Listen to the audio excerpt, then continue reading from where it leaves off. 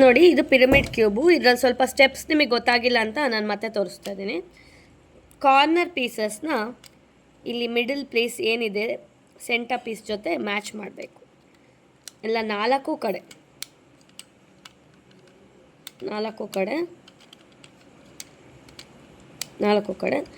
ಈಗ ಇವೆಲ್ಲ centre piece ಜೊತೆ ಮ್ಯಾಚ್ ಆಗಿದೆ.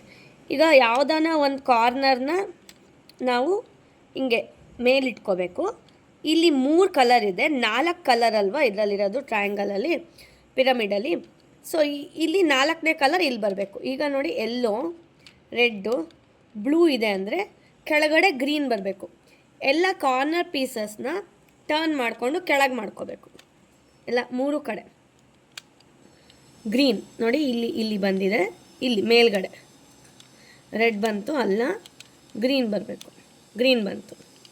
ಸೊ ಇವಾಗ ನಾವೇನಾಗಿದೆ, ಕಾರ್ನರ್ ಪೀಸು ಮತ್ತು ಮಿಡಲ್ ಸೆಂಟರ್ ಪೀಸು ಆಗಿದೆ, ಗ್ರೀನಲ್ಲಾಗಿದೆ. ಇಲ್ಲಿ ರೆಡ್ಡು ಇದೆ, ಇದನ್ನು ತಿರುಗಿಸ್ಕೋಬೇಕು ರೆಡ್ ಬರೋವರೆಗೂ.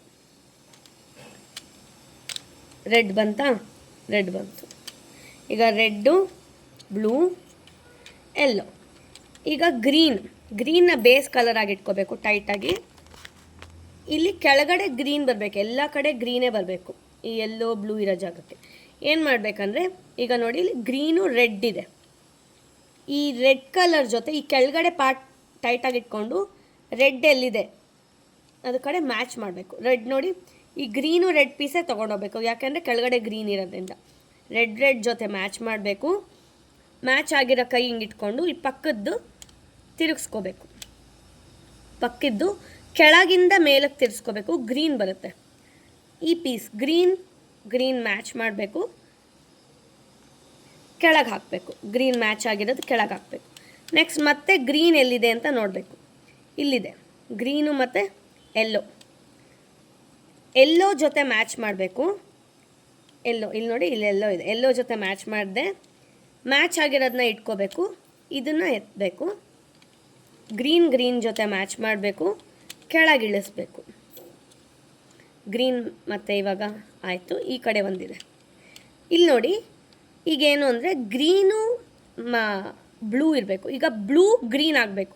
ಅದಕ್ಕೆ ಏನು ಮಾಡಬೇಕು, ಕೆಳಗಿರೋ ಪೀಸ್ನ ಮೇಲೆ ಎತ್ಕೋಬೇಕು. ಅಂದರೆ ಇದನ್ನು ಕೆಳಗಿಂದ ಮೇಲಕ್ಕೆ ಕಳಿಸಿ ಇದನ್ನು ಪಕ್ಕಕ್ಕೆ ಕಳಿಸ್ಬೇಕು.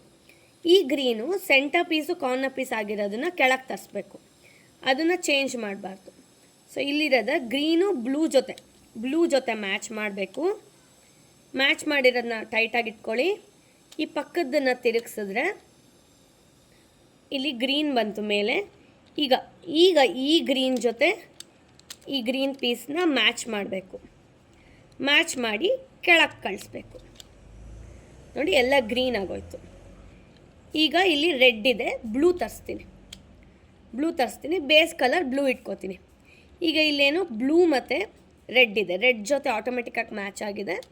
ಮ್ಯಾಚ್ ಆಗಿದ್ದನ್ನು ಹಿಂಗೆ ಇಟ್ಕೊಳ್ಳಿ.